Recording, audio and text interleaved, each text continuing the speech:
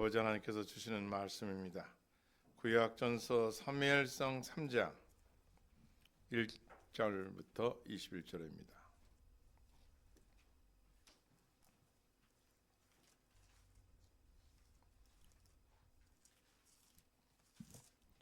한 절씩 교도하시겠습니다. 아이 사무엘이 엘리 앞에서 여호와를 섬길 때에는 여호와의 말씀이 희귀하여 이상이 흔히 보이지 않았더라.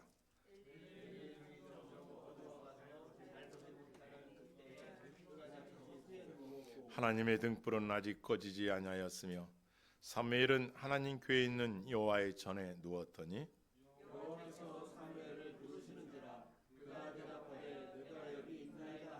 엘리에게로 달려가서 이르되 당신이 나를 부르셨기로 내가 여기 있나이다 하니 그가 이르되 나는 부르지 아니하였으니 다시 누우라 하는지라. 그가 가서 누웠더니 여호와께서 다시 사무엘을 부르시는지라. 사무엘이 일어나 엘리에게로 가서 이르되 당신이 나를 부르셨기로 내가 여기 있나이다 하니 그가 대답하되 내 아들아 내가 부르지 아니하였으니 다시 누우라 하니라. 사무엘이 아직 여호와를 알지 못하고 여호와의 말씀도 아직 그에게 나타나지 아니한 때라. 여호와께서 세 번째 사무엘을 부르시는지라. 그가 일어나 엘리에게로 가서 이르되 당신이 나를 부르셨기로 내가 여기 있나이다 하니 엘리가 여호와께서 이 아이를 부르신 줄을 깨닫고 엘리가 사무엘에게 이르되 가서 누웠다가 그가 너를 부르시거든 내게 말하기를 여호와여 말씀하옵소서 주의 종이 듣겠나이다 하라 하니 이에 사무엘이 가서 자기 처소에 누우니라. 여호와께서 임하여 서서 전과 같이 사무엘아 사무엘아 부르시는지라. 사무엘이 이르되 말씀하옵소서 주의 종이 듣겠나이다 하니 여호와께서 사무엘에게 이르시되 보라 내가 이스라엘 중에 한 일을 행하리니 그것을 듣는 자마다 두 귀가 울리리라. 내가 엘리의 집에 대하여 말한 것을 처음부터 끝까지 내년에 그에게 다 이루리라. 내가 그의 집을 영원토록 심판하겠다고 그에게 말하는 것은 그가 아는 죄악 때문이니 이는 그가 자기의 아들들이 저주를 자청하되 금하지 아니하였음이니라.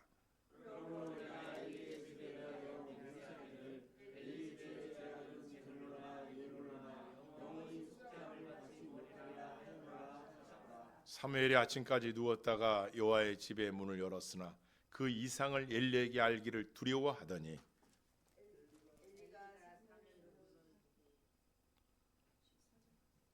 계속 읽으세요.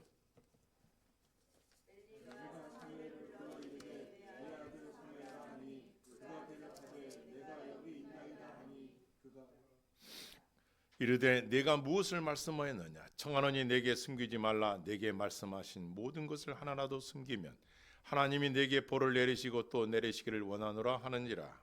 사무엘이 가서 그에게 자세히 말하고 좀 더 숨기지 아니하니 그가 이르되 이는 여호와시니 선하신 대로 해칠 것이라 하니라. 사무엘이 자라매 여호와께서 그와 함께 계셔서 그의 말이 하나도 땅에 떨어지지 않게 하시니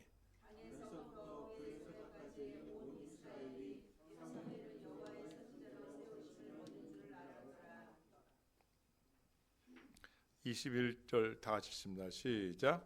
여호와께서 실로에서 다시 나타나시되 여호와께서 실로에서 여호와의 말씀으로 사무엘에게 자기를 나타내시느니라. 아멘. 우리 한번 따라하겠습니다. 믿음으로 승리합시다. 말씀으로 승리합시다. 소망 중에 기뻐합시다. 여러분 한 주간 평안하셨습니까? 예. 오늘 우리가 펼쳐볼 사무엘 3장은 이스라엘의 가장 어두웠던 시대 그리고 암울했던 시기였습니다. 1절 말씀은 그 시대를 한마디로 이렇게 진단하고 있습니다. 1절 한번 다 같이 보시겠습니다. 우리 한번 같이 보겠습니다. 아이 사무엘이 엘리 앞에서 여호와를 섬길 때에는 여호와의 말씀이 희귀하여 이상이 흔히 보이지 아니하였더라. 이렇게 말씀이 희귀했다 이렇게 되어 있죠. 이게 히브리어로 이 야카르입니다. 야카르 무슨 뜻이냐면 값비싼, 귀중한, 존엄한 이런 뜻인데요. 그러니까 말씀이 값비싼 그 말씀이 들리지를 않았더라. 그 값비싼 말씀을 아는 자가 없었다는 거죠. 그런 시대가 있었다는 거예요. 그러니까 세상이 어두운 시대는 어떤 시대냐? 하나님 말씀이 희귀하여 이런 시대죠. 가장 암울했던 이스라엘 시대가 이런 시대였던 거예요. 그런 시대에 아이 사무엘이 엘리 앞에서 이렇게 돼요. 사무엘이라는 뜻은 하나님의 구원이라는 뜻을 가진 사무엘 아이가, 엘리는 그 당시 그런 영적으로도 어두웠던 그 당시에 제사장의 이름입니다. 엘리 제사장 앞에서 여호와를 섬길 때 세상은 어두워져 가고 있지만 그때 사무엘이라는 이 아이가 하나님 앞에서 섬길 때, 즉 성막이 실로에 있었는데 거기서 하나님을 섬겼다는 거예요. 근데 어떤 시대냐? 여호와의 말씀이 희귀하여 이상이 흔히 보이지 않더라. 하나님께서 나타나신 현현, 이상과 기적과 표적과 이적들이 잘 보이지 않았던 그런 시대라고 배경을 이렇게 알고 있으면 되겠습니다. 즉 영적인 말씀이 공급이 중단되었고 완전히 끊어진 영적 단전 상태라 이렇게 읽을 수 있습니다. 구역학자 데일 라프 데이비스 목사님은 이것을 뭐라고 말씀하시느냐? 심판적 침묵이다. 심판은 어떤 것을 징계하고 어떤 것을 심판하시니 나타난 것도 있지만 심판 중에 침묵의 심판. 쉽게 말씀드려요. 인간의 행하는 죄악들이 너무나 가소롭고 추악해서 아예 하나님께서 말씀을 입을 닫으시고 말씀을 아예 안 하신다는 거예요. 무서운 시대죠. 성경 선지서 중에 아모스 선지자가 있습니다. 그 아모스 선지자가 이렇게 말을 해요. 양식이 없어 주림이 아니요 물이 없어 가람이 아니요 여호와의 말씀이 없어 기근이라. 여기에 듣지 못해 기근이라 그래요. 여러분들 잘 아시는 홍수 때 마실 물이 적다라는 것처럼 오늘날 설교는 유튜브를 통해 엄청나게 쏟아져 나오는데 과연 여러분과 나의 생명을 살리는 영생의 기쁨이 샘솟는 여호와의 존존 앞에 있듯이 두려움과 떨림을 주는 말씀이 과연 얼마나 전해지고 있느냐 이거예요. 여러분과 내가 분명히 이건 잘못된 길로 가고 있는데 아니 세상에 하나님의 말씀을 전하는 모든 설교자들이 다 그런 건 아니지만 책망이 없어. 죄가 뭔지를 가르쳐 주지를 않아. 그냥 잘했다는 거야. 다 침묵해. 그러니 얼마나 어두운 시대겠어요. 그러나 복음이 증거되는 곳에는 반드시 죄가 무엇인지를 가르쳐주고 죄에 대한 통곡과 자부감이 있을 때 그 교회는 부흥이 되고 또 거기에 소망이 있는 거야. 왜? 내가 가던 길을 잘못 가는 걸 깨닫게 해주시니까. 진정한 기근은 말씀이 없는 게 아니라 말씀을 듣지 못한 기근이라 이렇게 말씀하고 있습니다. 여러분 우리가 이 본문 3장을 살펴보기 전에 이 2장을 잠깐 요약해서 말씀드리겠습니다. 이스라엘에 한나라는 여자가 살았습니다. 아이를 갖지 못해요. 1년에 몇 번씩 성전에 올라가 예배를 드리는데 참 괴롭죠. 거기다가 분이라는 첩이 들어왔는데 아기를 가졌다고 얼마나 이 한나를 괄시하는지 한나가 얼마나 기도를 간절히 했던지 엘리 제사장이 딱 보더니 그런 거예요. 여인이요 왜 낯설어고 왔느냐? 술 취하지 말라. 그 정도로 이 여인이 이렇게 해요. 자존심 하나 다 구겨질 텐데 그러지도 않고 엘리 제사장이 그런 거예요. 주의 종이요 나는 내 마음이 너무 애달퍼서 이렇게 기도하는 거지 술 먹은 게 아닙니다. 그지 나를 축복해 달라는 거죠. 돌아가거라. 너에게 하나님의 은총이 있기를 원하노라 해서 얻은 아들이 사무엘입니다. 약속해서 하나님께 한나가 뭐 딴 것보다도 내게 아들만 주면은 하나님 앞에 드리겠습니다. 이것을 성경에서는 나실린. 그러니까 이 지파는 에브라임 지파예요. 레위 지파 이런 지파가 제사장이 될 수 있지만 아론 계열의 사람들만 제사장이 될 수 있지 에브라임 지파에서는 제사장이 나올 수가 없죠. 그런데요. 얼마나 이 엄마가 간절히 자식을 위해 기도했더냐. 하나님께서 그 기도를 들으시고 그 사무엘을 나중에 제사장이 됩니다. 이게 부모의 기도가 엄청난 겁니다. 그래서 이 한나가 이렇게 기도니 진짜로 아이를 딱 줍니다. 젖을 떼자마자 어떻게 합니까? 이 아이를 엘리 제사장으로 갑니다. 실로로 가서 젖을 뗀 2살밖에 안 되는 그 아이를 탁 맡깁니다. 제사장에게. 그리고 그 보고 싶은 자식의 그 아이 얼마나 보고 싶겠어요. 1년에 한두 차례 올라가서 볼 때 에봇이라는 옷, 그 당시에 구약시대 제사장이 입는 옷입니다. 그것을 지어다가 입혀주고 그냥 성전에 맡깁니다. 거기서 사무엘이 성장합니다. 하는 일은 엘리 제사장의 신분음과 또 제사장이 제사 지낼 때 번제에서 또 5가지 그런 제사를 드릴 때 그것도 도와주고 그리고 그 성전에서 생활합니다. 그런데 어느 날이었습니다. 사무엘이 이제 성전을 섬길 때인데 엘리는 매우 늙었습니다. 이제 노쇠하였어요. 눈도 잘 보이지 않고 또 기력도 쇠해가고 아마 지금 나이는 90세 가까이 이렇게 되어갔던 것 같습니다. 하여튼 간에 그 엘리 제사장이 있었는데 아들이 둘이 있었습니다. 흠니와 비느하스. 그런데 이 두 아들이 얼마나 악행을 저지르는지. 제사장의 아들들이에요. 그 성전에서 희망문 앞에서 수종드는 여인네들, 오늘날 말하면 사찰, 아니 오늘날 말하면 예배를 돕는 자, 동침을 해서 세상에 이스라엘 땅에 저렇게 폐역한 인간이 있느냐고 아버지 얼굴에 그냥 먹칠을 하고 하나님의 성전을 욕먹이 하고 오늘날 말하면 교회를 욕되게 한 두 아들이었어요. 아니 그러면 아버지가 아버지의 권위를 가지고 아들아 이놈의 자식아 어떻게 이럴 수가 있느냐 말이야 하면서 그 아이들을 부모가 따끔하게 혼내든지 어떤 책벌을 가하든지 하셔야 되는데 성경에 보면 이렇게 돼 있어요. 하나님 말씀에 너는 나보다 내 아들을 중하게 여겼노라. 하나님보다 아들을 더 중요하게 여겼다는 거예요. 그렇기 때문에 아들들을 가르치지 않고 아버지의 권세로 잘 가르치지 않고 부모의 권위를 가지고 자식들에게 신앙의 열정을 가르치지 않고 나도 방목시켰더니 두 아들이 이렇게 폐역해 된 그 이유는 뭐냐? 아버지, 부모 이렇게 말씀하고 있는 겁니다. 심지어 어느 정도 아들들이 폐역하냐면요.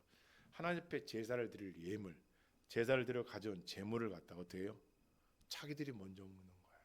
갈고리를 팍 찍어다가 아니 좋은 걸 하나님 앞에 드려야 되는데 그 아들들이 나서서 아직 제사도 안 지냈는데 갈고리를 찍어다가 주더리 먹고 성경에 보면 살이 쪘더라.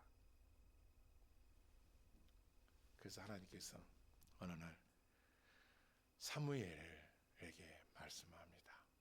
어떻게 말씀하냐? 오늘 바로 3장 1절입니다. 같이 읽겠습니다. 시작.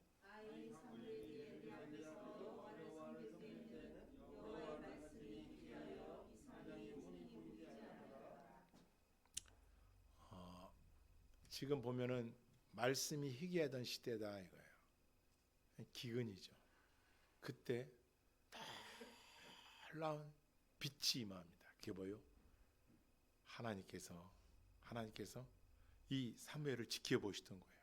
여기 보면 엘리 제사장은 눈이 잘 보이지 않고 어두워서 잘 보이지 않고 2절에 보면 자기 처소에 그러니까 성막 옆에 있는 자기 사택에 누워 있고 그리고 하나님의 등불은 아직 꺼지지 아니한 상태에서 사무엘은 하나님의 궤 앞에서 누웠더니 그러니까 엘리 제사장은 집에서 누워 있고 사무엘은 성전에서 누워 있는 거예요.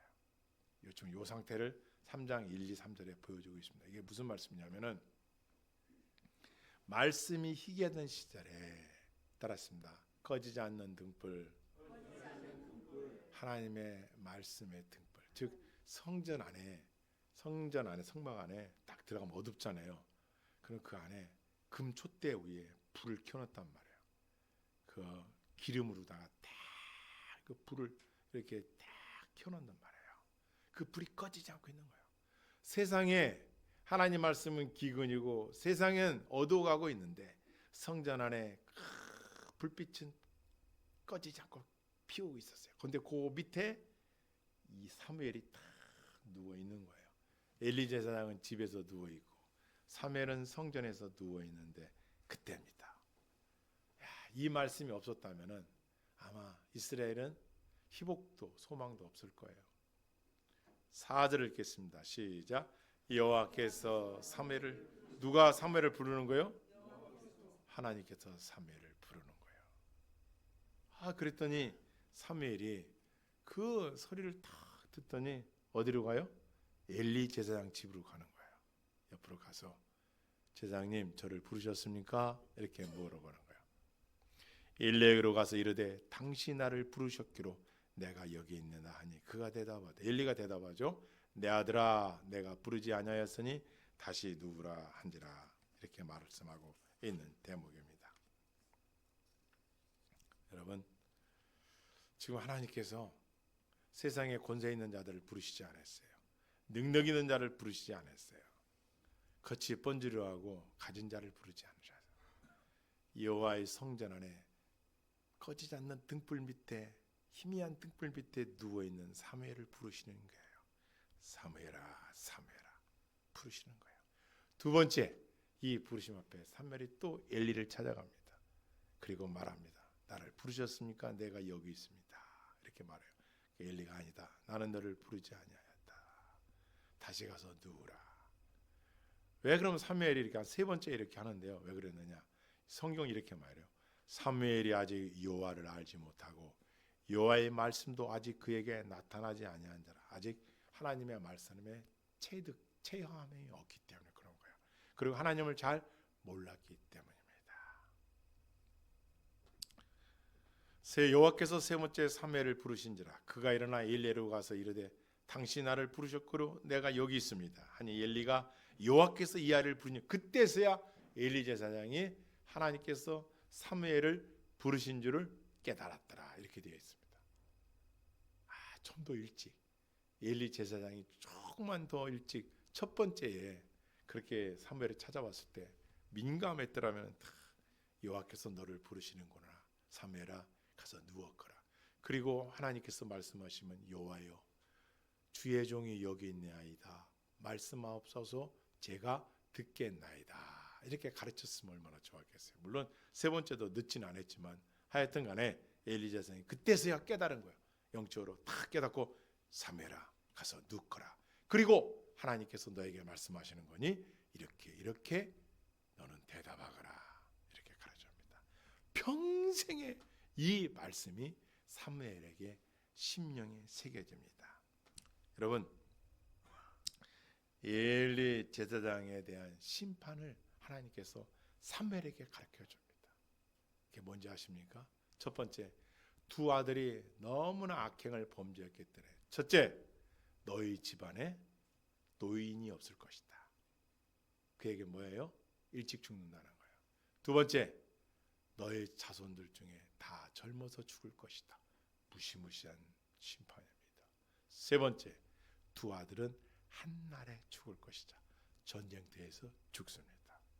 그대로 이루어집니다. 그리고 하나님 말씀하십니다. 2장에 보면 한번 따라할까요? 나를 존중하는 자를 내가 존중하겠다. 여러분 오늘날 시대와 같지 않습니까? 엘리 시대는 성전이라는 거룩한 장소가 있었지만 이스라엘 백성들은 다 타락해요. 도덕적으로 영적으로 어두운 시대였습니다. 오늘 우리 시대는 어떻습니까? 법전은 두꺼워졌으나 양심은 묻어졌습니다. 제사장의 아들들이 얼마나 폐하겠으면 그 두 아들이 한날에 죽을 것이고 그 집안에 어른이 없어질 것이고 젊은 사람들이 죽을 것을 하나님이 심판하신 거예요. 그런데 이 말씀을 지금 사무엘을 불러서 이야기하는 겁니다.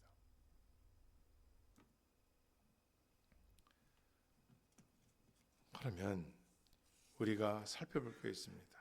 그것은 뭐냐? 왜 하나님은 침묵하시는가 이거예요. 그 시대에도 침묵하셨고 오늘날 이 시대에도 왜 침묵하시는가 이겁니다. 하나님의 말씀이 없어서? 아니죠. 지금도 하나님께서는 계속 말씀을 저와 여러분들에게 공급하고 계신 거예요. 전하고 있습니다. 계속 가르쳐 주는데 우리는 윙 세상의 소리 이런 것들로 인해서 하나님의 음성이 들리지 못하고 있는 거예요. 듣지를 못하고 있는 거예요. 하나님 계속 이렇게 말씀하십니다. 여러분 우리가 하나님 말씀을 듣지 못하는 것은 하나님 침묵하심도 있겠지만 그거보다 뭐요? 여러분과 내가 세상의 소리에 너무나 기울여 있기 때문에 그렇다는 것입니다.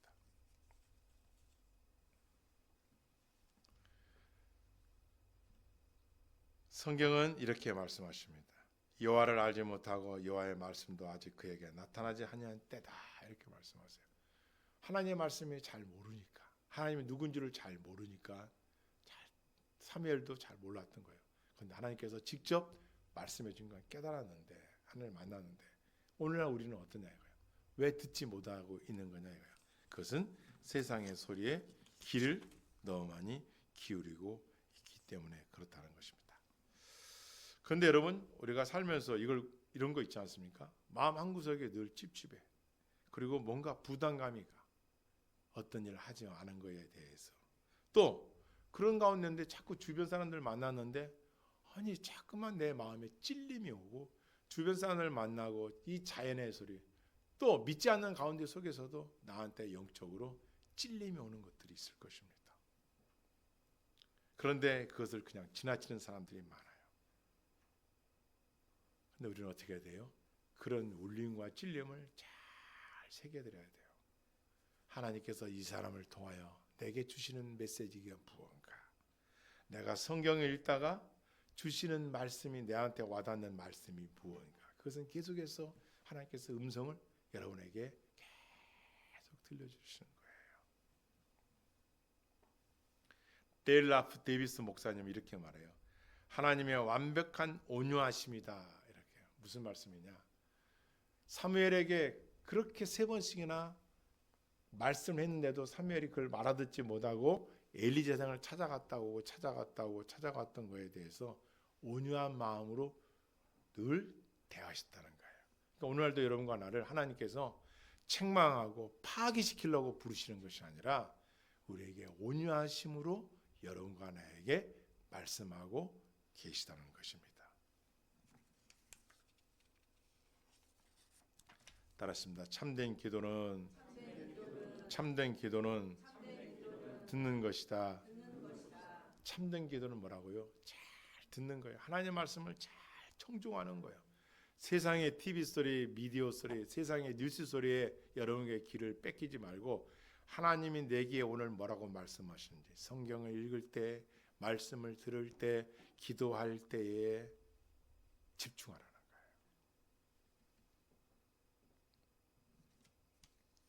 절망의 시대였습니다. 이 시대는. 왜?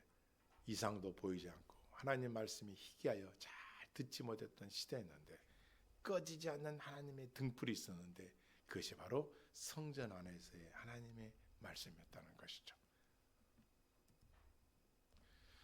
하나님의 완벽하심은 계속해서 우리들에게 온유하심으로 달려온다는 것입니다. 따랐습니다. 하나님은 우리를 온유하심으로 우리를 대하십니다. 하나님은 우리에게 온유하심으로 대하신다는 거예요. 그러므로 우리는 어떻게 하나님의 말씀을 청중할 것인가 이거예요. 그것은 우리의 마음의 태도에 달려 있는 것입니다. 그것을 뭐라고 부르느냐? 오르기니스라는 목사님이 이렇게 말했어요. 머브레이터. 그러니까 움직이는 제단이다 이거예요. 이게 실로의 성전은 딱 고정되어 있잖아요. 교회는 그 건물, 그 땅 위에 이렇게 세워져 있지만, 이 오르기니스의 목사님 말씀 뭐예요? 이동하는 제단이라는 거예요. 이동하는 교회. 제가 어느 날 저기 시골에 이렇게 전도하러 내려가서 적이 있었는데, 아는 분하고 거기 봤더니 이 버스가 교회예요. 그 이동하는 교회더라고요. 그 버스를 타고 칼을 갈아줘요. 이 장로님 부부가. 그래서 남해 바닷가를 돌면서 칼을 공짜로 갈아주면서 전도하시더라고. 그래서 버스를 1억 5천인가요? 그거를 사가지고 자기들이, 그리고 그 일을 하시더라고요. 그걸 만났는데 이동하는 교회. 그것처럼 재단이 이동한다. 이 얘기는 뭐냐면은 여러분과 나는 직장을 가면서 오면서 일을 하면서 밥을 먹으면서 다니면서 이동하는 재단 앞에서 예배 잘하는 거죠. 너무 멋진 말이에요. 오스키니스가 이걸 이동하는 재단이라고 불렀단 말이에요. 우리는 어디를 가든지 어떤 상황인데 마음의 소망을 하나 앞에 두고 거기서 드리는 예배, 그것이 진정한 예배 처소라는 것이죠. 이거 중요한 겁니다. 우리의 마음의 처소가 중요한 것이죠. 교회에 이렇게 나오는 것도 소중하지만 그 마음의 제사를 갖고 살아가는 거예요.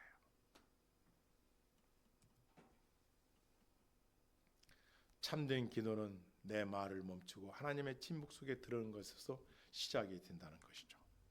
참된 기도란 뭐냐? 하나님의 말씀에서 귀를 기울이는 거예요. 하나님 말씀에 귀를 기울이는 거예요. 사무엘이 하나님을 알았더라면, 다 귀를 기울이고 들었더라면 엘리 제사장을 찾아가지 않아도 더 빨리 하나님 음성에 대답을 했을 것이란 말이에요. 그래서 우리는 우리의 마음의 처소를 항상 훈련시켜야 돼요. 언제든지 이동식 제단을 가지고 언제나 그분 앞에 살아가는 자세로 하는, 이것이 코람 데오죠. 하나님 존전의 앞에 있다는 것이죠. 그래서 제가 오늘 설교 말씀을 이렇게 정했어요. 당신 앞에 있는 유능한 청중, 유일한 청중, 유일한 청중.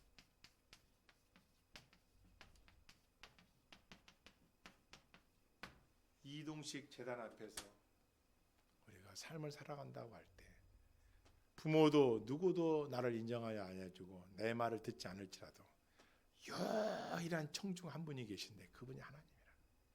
하나님은 여러분들이 하는 어떠한 이야기도 다 듣고 계시고 그 말씀에 한나가 간절한 기도로 사무엘을 기도로 응답받았듯이 은혜의 응답을 허락해 줄 줄 믿습니다. 아멘. 드려야 되는 거예요. 유일한 청중 한 분이 듣고 계시다는 거예요. 그래서 우리는 그분 앞에 다 귀를 기울이고 있어야 돼요. 하나님만을 의식할 때 우리는 비로소 사람들의 평가로부터 자유로워지고 그분의 세미한 음성에 귀를 기울일 수 있다는 것입니다. 위스턴 철실이 이렇게 말했어요. 나는 그를 존경하지 않으므로 그의 의견에 신경 쓰지 않는다. 하나님 외에 세상 것에 사람들이 나를 존중하지 않는 것에 의미를 두지 않고 나를 존중해주는 하나님 앞에 의미를 두는 것으로 우리가 간주하면 되겠습니다. 그렇습니다. 여러분과 내 앞에는 유일한 청중 한 분이 계시다는 걸 꼭 기억하십시오. 그러면 우리가 어떻게 영적인 사람으로 잘 살아갈 수 있냐? 그것은 거창한 목표보다 따랐습니다. 현실적인 기도 시간을 확보해라. 이럴 때 디지털 디톡스라고 그러죠. 매일 1시간의 의무감보다는 지킬 수 있는 5분, 10분의 침묵으로 시작하라. 레이리 크라이드의 말씀. 지킬 수 있는. 그래서 저는 그동안은 어떻게 하냐면 무엇을 시작할 때 이렇게 다 연간, 그다음에 월별, 주간, 오늘 24시간, 거기 나갔다 25분마다 다 이렇게 해봤어요. 근데 지금은 그렇게 하지 않아요. 어떻게 하냐 아세요? 제가 시계를 있어요. 일제 시계인데 그게 놓고 타임을 25분으로 맞춰놔요. 제가 원래 집중력이 많았는데 완전 집중이 떨어졌어요. 그래서 마무리 시간을 맞춰놓는 거예요. 그럼 이게 역으로 흘러가요. 25분은 24초, 59초 막 이렇게 착착착착착 들어가요. 그러니까 25분 내에 이 책을 읽는 거야. 막 집중을 해서 읽는 거야. 저 시간을 뺏기지 않으려고. 그래도 어느 날 시간이 따라서 시간이 돈이다. 아닙니다. 시간이 생명이다. 언젠가는 이 유한한 시간 속에 유한한 생명이 떠날 날이 오는 거예요. 그렇게 해서 집중력을 높이고 있어요. 그 시계를 보면서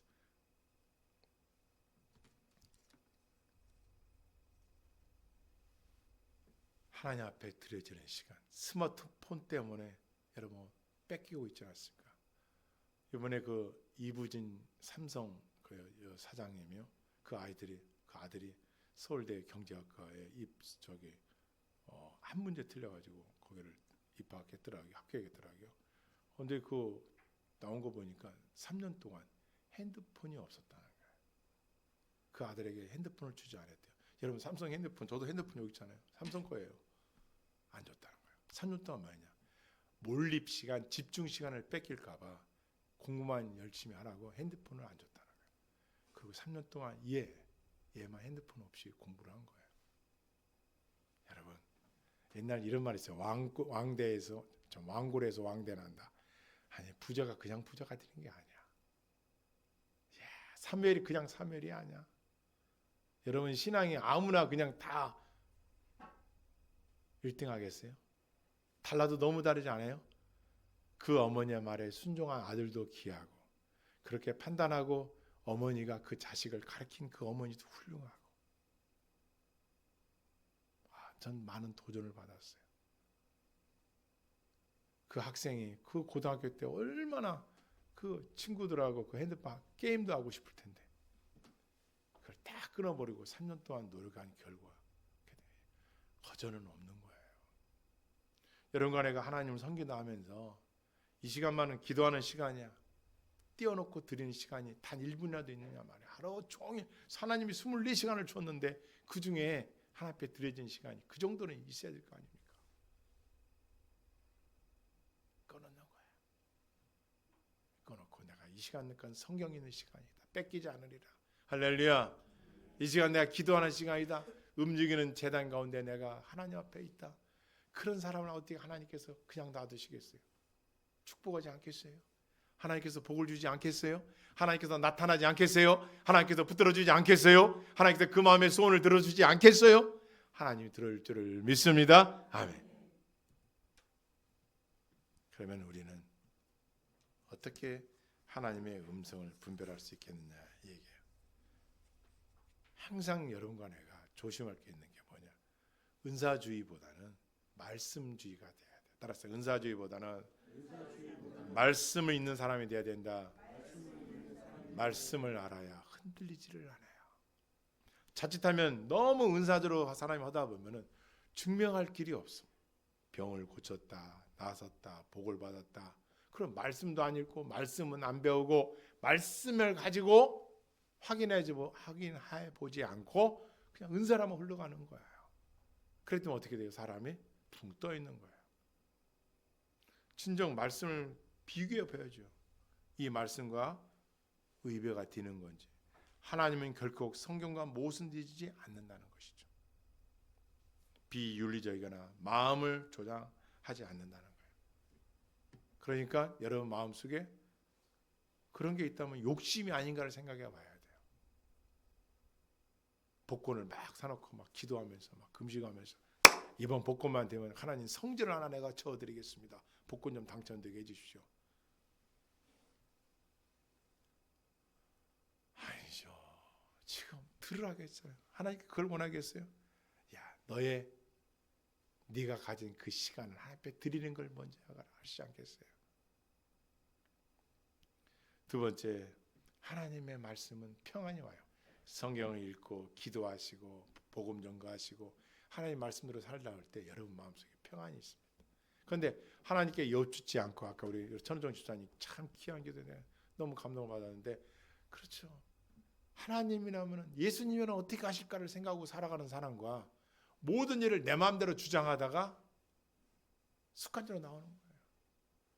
하나님 앞에 여쭙지를 않는 거야. 하나님 이거 어떻게 하면 좋겠습니까? 라고 물어봐야 되는데 그런 자세가 없으니 자기 혼자 하는 거예요. 그건 네 일이야. 간단합니다. 내적인 평안이 없으면 네 생각이야. 세 번째, 성경은 우리를 고치기 위해 책망하시지만 사탄은 우리를 파괴하기에 정죄한다. 여러분과 나를 정죄하는 것은 사탄이 주는 거예요. 하나님께서 우리에게 죄를 깨닫게 하신 것은 책망이에요. 그리고 그 안에 우리 안에 그것을 내려놓으려고 하는 마음이 자세가 있습니다. 이걸 가지고 우리는 영적 분별을 가져야죠. 그래서 하나님의 음성, 사무엘이 들었던 하나님의 음성은 구체적이고 명확하다는 거예요. 흐지부지하지 않아요. 그리고 그 결과는 평안해요. 엘리야상이 사무엘이 성전 등불 밑에 누워 있다가 하나님의 음성을 듣고 왔었을 때 엘리가 이렇게 합니다. 사무엘아, 하나님이 네게 뭐라고 했느냐? 그 말 하나도 빠뜨리지 말고 내게 다 전해라. 만약에 네가 나한테 숨기고 말을 하지 않으면 하나님이 내게 벌을 주시기를 원하노라. 이렇게 그렇게 말을 합니다. 그때 사무엘이 하나님 앞에 들려주셨던 그 말을 그대로 다 전합니다. 당신의 두 아들이 죽을 것과 한날에, 그리고 당신의 집이 노인이 없을 것과 당신의 자손에 하나님의 심판이 있을 것을 이야기합니다. 엘리가 듣고 뭐라고 합니까? 이렇게 합니다. 선하신 하나님께서 하나님 뜻대로 하실 것이다. 그리고 그걸 받아들여요. 참 엘리 제사장도 믿음이 보통이 아니죠. 막 우리 같으면 어떻게 했어요? 막 아버지 하나님 막 이 두 아들을 살려줘야 돼요. 제가 잘못한 거 제가 잘못해서 막 이렇게 할 텐데 어떻게 엘리사 대장은 선하신 하나님께서 그렇게 하실 거야. 연세가 많으셔서 그렇게 된지 모르지만 하여간 그렇게 하고 마는 거야. 이런 거 나한테 막 금식하면서 막 매달릴 거 아니까요. 내가 잘못한 거니까 우리 다 살려주세요라든가 기회를 주세요라든가 할 텐데 엘리사 형은 아무 일이 없어. 일어나는 일은 사무엘은 단에서부터 부엘셀바. 이스라엘 지도로 이렇게 돼요. 여기 단이 헬몬산, 부엘셀바. 여기가 애굽. 사무엘을 하나님께 얼마나 축복한지 단에서부터 부엘셀바까지 온 이스라엘 백성들로부터 사랑받고 존귀함 받고 나는 여러분들이 저와 여러분들이 우리 자녀들 이복 있게 주여 축복합니다. 하나님이 사무엘과 함께 하심으로 같이 하심으로 많은 사랑부터 사랑과 존경을 받게 하나님이 그 자녀들을 축복하시는 거예요. 그 가정을 복 주시는 거예요.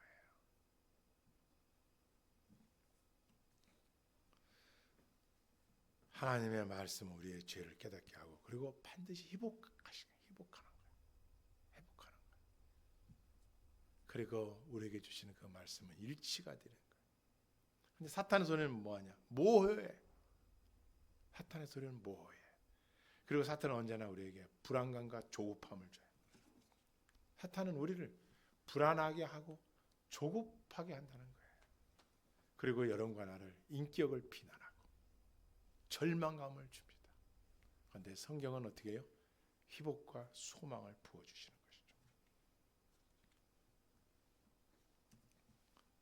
그렇다면 우리가 한번 보겠습니다.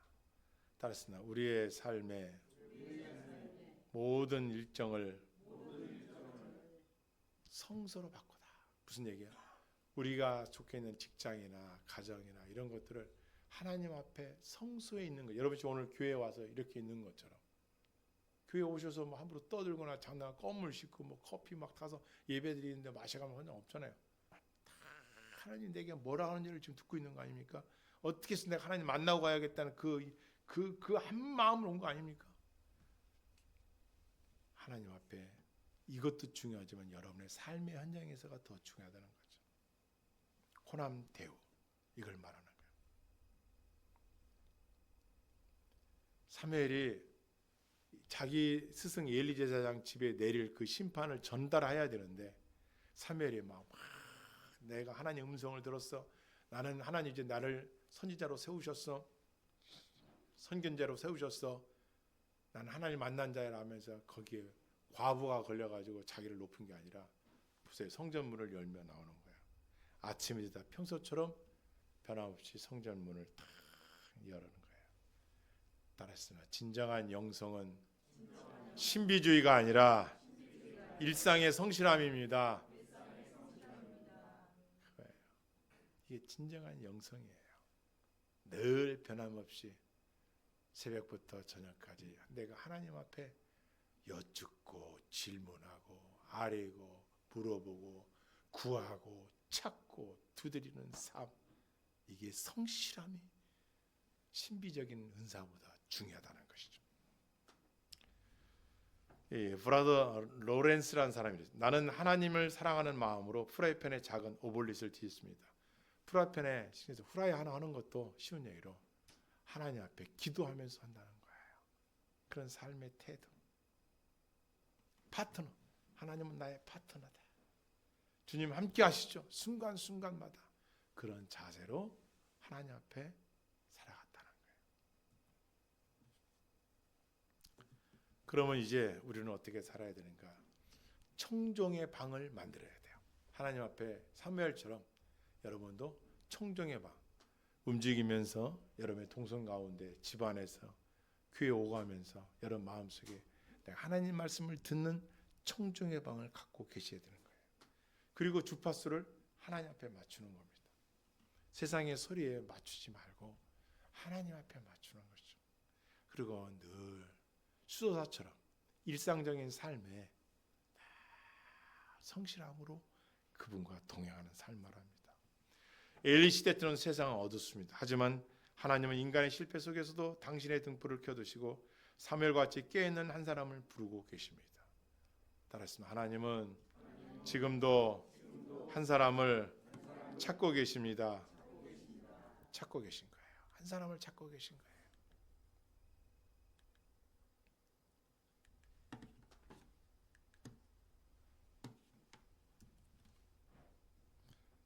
사랑하는 성도 여러분, 우리는 날마다 하나님 주신 시간 속에 살아가고 있습니다. 그 시간 속에 살아가는 일상적인 삶 속에서 사무엘처럼 하나님 존전 앞에 살아가는 사람이 되어야 합니다. 말씀을 맺겠습니다. 오늘날 갈수록 세상은 어두워져 가고 있고 어쩌보면 세상의 소망이 꺼져가고 있는 것 같습니다. 하지만 하나님 성전 안에 있는 그 등불은 꺼지지 않는 등불이고 그 등잔 밑에 누워있는 사무엘은 하나님 존전 앞에 있기에 하나님으로부터 부르심을 받고 하나님의 음성을 듣고 이스라엘의 지도자로 세워집니다. 여러분과 내 앞에 그 누구도 나를 인정해 주는 자가 없고 혼자라는 생각을 가진 자 있습니까? 아닙니다. 여러분 앞에 유일한 청중 하나님이 계십니다. 그 청중 앞에 하루하루를 살아가실 때 임마누엘의 복이 임할 것을 믿습니다. 아멘. 기도하시겠습니다. 아버지 하나님, 세상의 소음 속에 묻혀 주님의 음성을 듣지 못했던 저를 용서하여 주옵소서. 이 시간 우리 마음의 청중의 마음을 엽니다. 엘리처럼 어두워진 눈이 아니라 사무엘처럼 깨어있는 길을 허락하여 주옵소서. 우리의 일터와 가정이 주님이 기뻐하는 동행의 장소가 되게 하여 주옵소서. 예수님의 이름으로 간절히 기도드리옵나이다. 아멘.